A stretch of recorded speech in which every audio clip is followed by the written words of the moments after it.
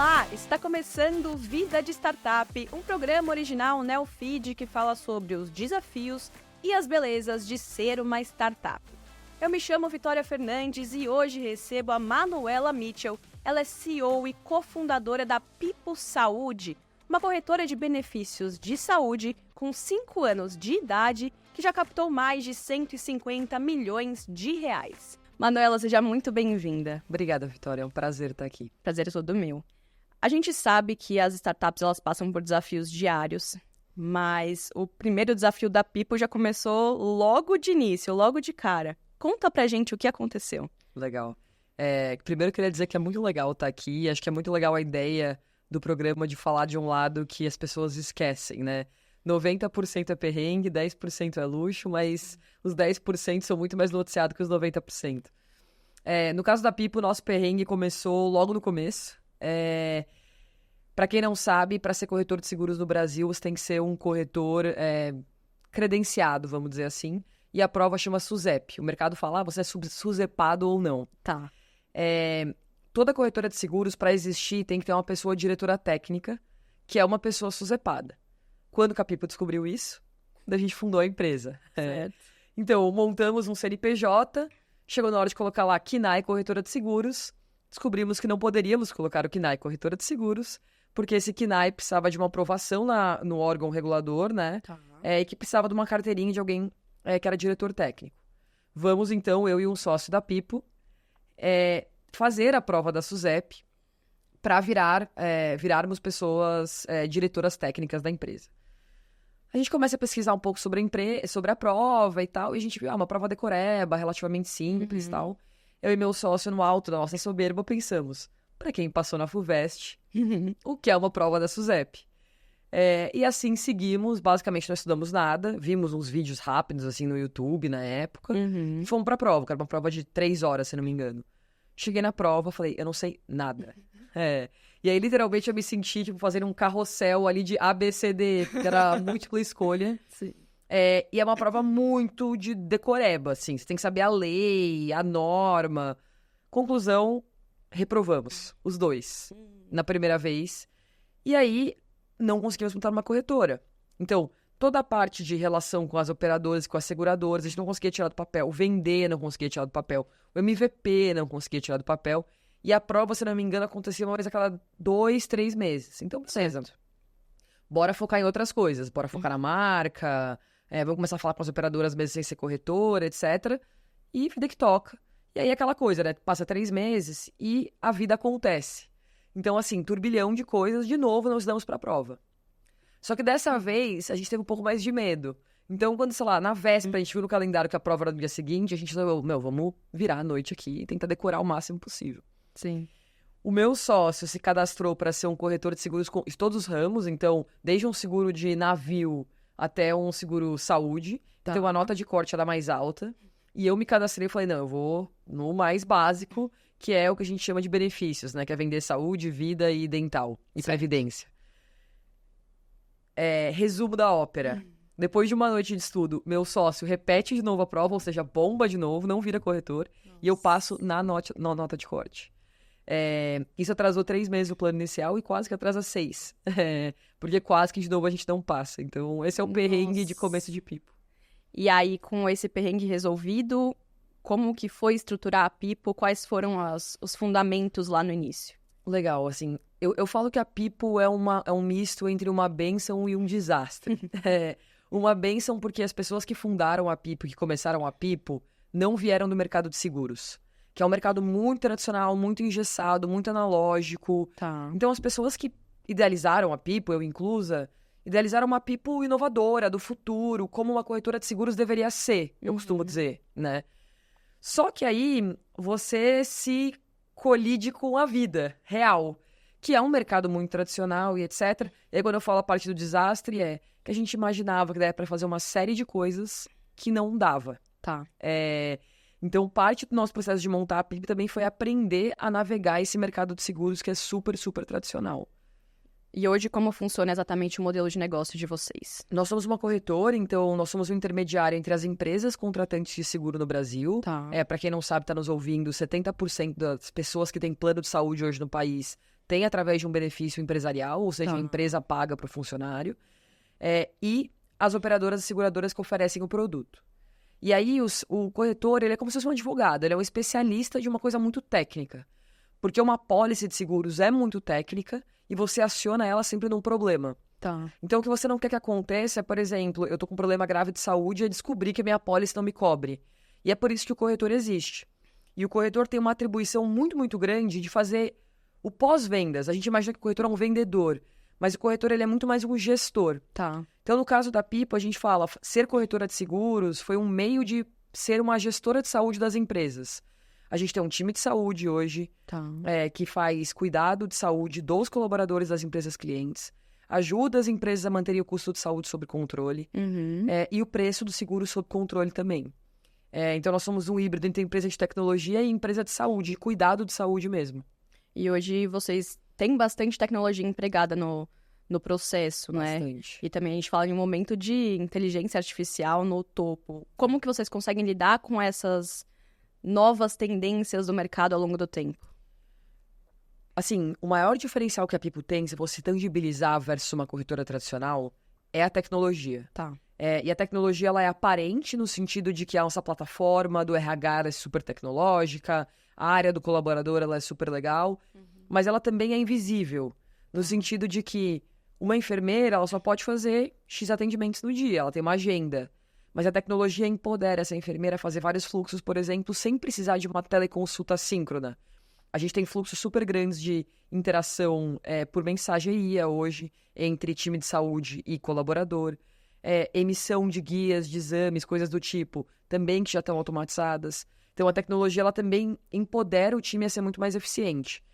E, nesse sentido, a inteligência artificial vem muito de encontro ao que a gente está fazendo para conseguir dar mais escala a esses times, principalmente que são mais intensivos em atendimento. Hoje a gente vê um mercado de benefícios bastante povoado, né? Se eu posso dizer assim. Como que vocês lidam com os concorrentes e qual que é a forma que vocês se diferenciam deles? Legal. Hoje, o nosso maior stakeholder é o RH. Então, a Pipo vende para RHs e vende para empresas grandes, assim. Então, a gente tem empresas ali de 1.000 a 6.000, 7.000 funcionários. Começa em 200, mas hoje o grosso está ali na casa dos 1.000, 2.000 funcionários. A gente se coloca como uma solução, eu falo, ela é vertical. Tá. Então, nós focamos em ser o parceiro de confiança de saúde do RH. Então, quando o RH pensa tudo que for benefício de saúde e bem-estar, programa de saúde e bem-estar, ele pensa em Pipo. Tá. Quando a gente pensa no mercado de benefícios, muitos dos players são complementares a nós. Então, ou estão atuando ali na parte PAT, ou estão atuando, às vezes, em software, para empoderar o RH a ser mais produtivo. A Pipo, ela é mais... E aí, os nossos concorrentes, eles são mais analógicos mesmo. A gente não tem tanto concorrente digital, tecnológico, por assim dizer. Isso é muito bom, porque isso nos diferencia claramente na categoria. Isso nos permite fazer parceria com esses outros players tecnológicos que povoam essa venda para RH, essa venda de benefícios. Então, a Pipo, se você vê nosso site, os eventos que a gente é muito associativo enquanto marca. Tá. A gente faz muita collab, porque aí amplificamos, né, as audiências de ambas as marcas. E desenvolvendo esse modelo de negócio para se diferenciar, qual você acha que foi a decisão mais acertada que vocês fizeram com a Pipo? Ser corretora de seguros.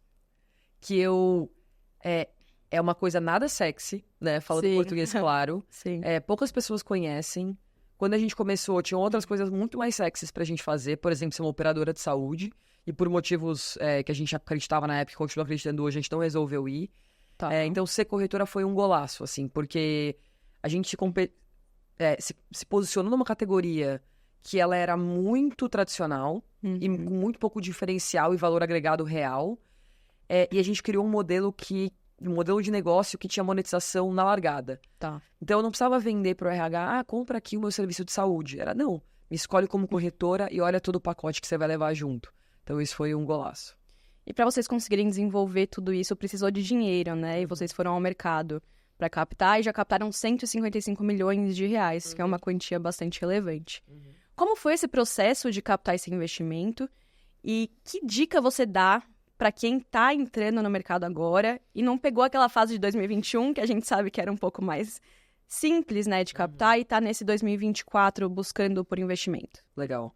A primeira coisa que eu falo, assim, em termos de dica acho que todo empreendedor tem que entender se seu negócio é um negócio que faz sentido captar ou não. Porque captação é um dos meios de você acelerar o seu negócio, mas não necessariamente o único. No caso da Pipo fazia muito sentido porque a gente queria criar o que a gente chama de First Mover Advantage. Não tinha player de tecnologia nesse subsegmento de corretora de seguros. Então a gente queria criar um player que tinha tecnologia abarcada em tudo que fazia e a gente queria criar uma marca líder, uma marca referência. Então a gente precisava acelerar muito mais que a nossa geração de caixa era capaz de nos permitir. Então a decisão de captar foi muito movida a isso e foi uma decisão acertada. A gente captou em diferentes fases da companhia. E cada fase da companhia tem uma receita, né? Então no começo a gente captou mais com uma ideia, com um pitch, com uma visão, que é o que a gente chama de seed, pré-seed no mercado. Depois a gente fez um Série A, que já era quando a Pipo estava com uma atração bacana dentro do segmento aqui no Brasil. E agora, mais recentemente, a gente fez uma extensão desse Série A, que é para continuar crescendo a companhia e nos levar para um eventual Série B. O mercado mudou muito. Então, assim, para os empreendedores que estão captando 2021, esquece. Não existe mais. Um mercado como esse acontece literalmente de 20 em 20 anos. Então, 2001, 2021 é uma bolha. Não é uma coisa ali que está realmente conectada a fundamentos de negócios, etc. Mas negócios bons, que estão atacando mercados grandes, que tem empreendedores bons por trás, que estão endereçando problemas relevantes, que tem um ângulo para resolver esses problemas, vão sempre conseguir captar dinheiro. Então, acho que é importante pensar nesse checklist, assim, e ir pra rua. Maravilha. Essa última captação de vocês foi em agosto, né, deste ano. Quais são as perspectivas com esse dinheiro? O que vocês estão pensando em inovação daqui para frente? Legal.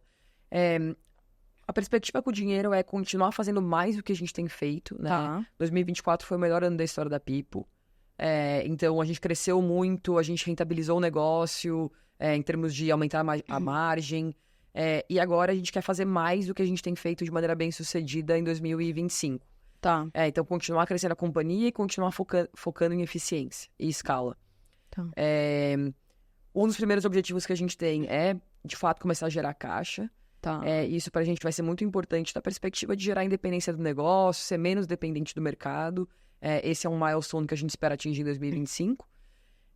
E um segundo objetivo também é captar uma outra rodada. Porque tem muita, muita oportunidade. A Pipo tem menos de 1% de market share hoje. Dá pra gente literalmente crescer 20, 30 vezes o nosso tamanho atual.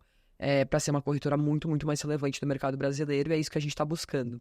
E você falou um pouco de tamanho de empresas que vocês atuam hoje, né? Tem uma perspectiva de diversificar e ir para um pouco menores? Qual que é essa visão do mercado? Hoje o nosso foco está muito em 200 funcionários para cima. Quando a gente pensa em produto que a gente está construindo, a gente quer aumentar o tamanho do cliente. Então hoje a gente fala 5, 7 mil funcionários. Eu espero poder chegar a 20 mil funcionários em 1, 2 anos. E o motivo por trás disso é o fato de que o nosso DNA, a gente fala, né? A Pipo cuida da saúde do seu time. E as empresas que estão mais conectadas com cuidar da saúde do colaborador e as empresas que estão mais alinhadas a reduzir custo de plano de saúde através de gestão de saúde são empresas maiores. Então, empresas pequenas é um segmento que a gente não espera trabalhar no curto prazo, mas talvez no longo prazo a gente volte em algum momento, mas com uma proposta de valor bem diferente da que a gente tem hoje. E você comentou um pouco sobre gestão de caixa, né? Que é uma coisa muito complexa para as startups. Quais foram os desafios que você viu vindo do mercado financeiro e conhecendo um pouco sobre isso, para conseguir lidar com essa gestão da empresa a fundo? Olha, eu acho que isso é uma das principais atribuições do CEO, assim. Apesar das empresas terem, às vezes, um CFO, um head de finanças, o papel do CEO é garantir que tem pessoas boas, que a direção tá clara e que o dinheiro não acaba. No começo é meio que isso, assim. Então, para mim, essa tarefa de ficar olhando para o caixa, de ficar olhando para a queima de caixa, quais são os principais ofensores hoje, é uma tarefa mensal que o CEO tem que ter, que ele tem que olhar com muito afinco. E ele realmente tem que pensar assim, esse é o cenário aqui que eu vou captar. Qual que é a probabilidade desse cenário? Mas ele também tem que pensar no cenário onde ele não consegue captar, o que ele faz. Então, acho que esse é um trabalho muito constante e eu acredito em intencionalidade. Então, assim, a Manuela acorda todo mês e ela tem um dia lá que ela olha o caixa. Não, eu tenho reunião com a minha CFO longa, que a gente olha a caixa, a gente olha principais ofensores, a gente entende o que falta pra gente gerar a caixa, a gente olha pra ver se tem alguma coisa que a gente poderia fazer diferente. Então tem que criar intencionalidade de agenda pra caixa ser uma coisa que é importante pra você. E a gente vê também um pouco desse mercado se agrupando. Vocês pensam em algum M&A futuramente? Qual que é a perspectiva de negócio mesmo daqui pra frente? Olha, a gente não vê nenhuma oportunidade de M&A, assim. A gente tem comprado corretoras menores do que a gente. Tá. E a gente tem usado essas corretoras como parceiras, né? Então, no sentido de... a Pipo faz a gestão da carteira delas e elas são parceiras comerciais em praças que a Pipo não tá tão forte ou tão presente ainda. Então, no lado de M&A, a gente tá mais como um comprador do que um potencial alvo. Tá. Eu acho que pelos próximos 5 anos a gente quer continuar crescendo e não ver a Pipo se juntando a um outro player, a não ser que seja um movimento para montar alguma coisa ali mais vertical, de saúde corporativa, mas eu espero estar mais na ponta compradora do que na ponta comprada. Legal, e você falou um pouco dessa regionalidade, né, de que atuar no Brasil inteiro. Hoje vocês estão no Brasil inteiro, e qual que é a complexidade de estar em tantas regiões diferentes? Como funciona esse processo? Pô, a gente tá do Iapoque ao Chuí, assim, literalmente. A gente tem fábrica de bateria em Manaus e estacionamento no Rio Grande do Sul, assim. Legal. A gente tá bem distribuído. É um desafio, porque o Brasil são vários países dentro de um país só. Uhum. E dependendo da praça que você entra, tem praças que são muito resistentes à inovação. Tá. Então eu falo assim, um dos primeiros erros que eu acho que o empreendedor brasileiro às vezes comete é achar que o Brasil é Estados Unidos. No sentido que você vai lá nos Estados Unidos, você cria um site, manda um monte de e-mail, quando você vê, você vendeu $1 milhão do seu produto. Sim. O brasileiro, ele é muito mais resistente à adoção de tecnologia, dependendo do lugar que você vai, ele gosta de ter as pessoas ali que ele conhece. Então, para algumas praças em específico, a Pipo elegeu praças que a gente vai entrar via parceria. Tá. Então, encontramos uma corretora forte lá, compramos essa corretora vira uma corretora by Pipo, Uhum. e essa corretora cresce naquele segmento de mercado em específico. Porque realmente é um desafio vender em alguns lugares aqui no país. Não, eu imagino que sim, né? E algumas empresas não estão no mesmo nível que outras em desenvolvimento tecnológico. E acho que essa questão de saúde também é uma coisa que pega um pouco no, vou me preocupar com a saúde, mas aí, e se der algum problema pensando na tecnologia? É um setor complexo, né? Pra caramba. Eu queria te pedir agora uma dica. A gente falou de algumas dicas muito bacanas e te agradeço por isso. Se você pudesse pensar no seu passado, como Manuela, que começou a empreender lá atrás, que dica você daria para você mesma, que estava começando? Eu acho que a principal dica que eu daria pra mim mesma seria banca mais suas decisões, Tá. seja mais clara em relação a elas, ouça as pessoas, mas faça aquilo que você realmente acredita, porque só você vai conviver com as consequências das suas decisões. Em retrospectiva, eu acho que eu fiquei tentando muito agradar as pessoas, o que eu queria, e encontrar o meio do caminho. E o meio do caminho é horrível pra pessoa, porque não é o que ela queria, e pra você, porque não é o que você queria. Só que essas pessoas, em geral, elas acabam saindo da empresa, mudam de desafio, e a verdade é que você, como empreendedor, é quem fica lá pra apagar a luz ou apertar o sino, né? Sim. Então, essa pra mim seria a principal dica. Você é uma mulher num cargo de CEO e a gente sabe que isso hoje em dia ainda é complexo, né? E é muito bacana. Você sentiu entraves por ser uma mulher nesse setor, pensando também nessa questão de agradar? Ou você acha que já conseguiu criar seu caminho ali, que daqui pra frente outras mulheres virão também para criar startups? Olha, eu vejo entraves tanto meu, no sentido de querer agradar os outros, coisas que eu vejo que minhas contrapartes, às vezes, homens têm muito menos como uma coisa natural, né? Tipo, preciso agradar as pessoas. E esse é um processo que eu tenho trabalhado muito, assim, pra bancar, pra ser mais direta, pra ser mais clara. Eu não acho que tem hoje, por exemplo, um mercado de tecnologia, assim, apesar de ter poucas mulheres ainda, eu não senti resistência de pares, por exemplo, ou de entrar em grupos. Mas tem aquelas pequenas nuances, assim, que eu acho que são os verdadeiros desafios. Exemplo, você chegar num evento, tá todo mundo falando de, sei lá, carro de corrida. E aí você tem que falar, tá bom, como que eu me conecto a esse assunto que eu não tenho o menor interesse? E acho que são essas pequenas coisas que às vezes vão afastando as mulheres desses lugares. E eu tento chamar atenção, às vezes, até pra pares que eu tenho um pouco mais de de conexão ou abertura de falar, meu, legal, mas carro de corrida, vamos falar de outra coisa, assim, sabe? Então, acho que esse é um segundo ponto. E o terceiro eu vejo um prognóstico bem melhor, assim. O mundo funciona em ondas e eu acho que a minha geração, de mulheres empreendedoras, ainda é escassa.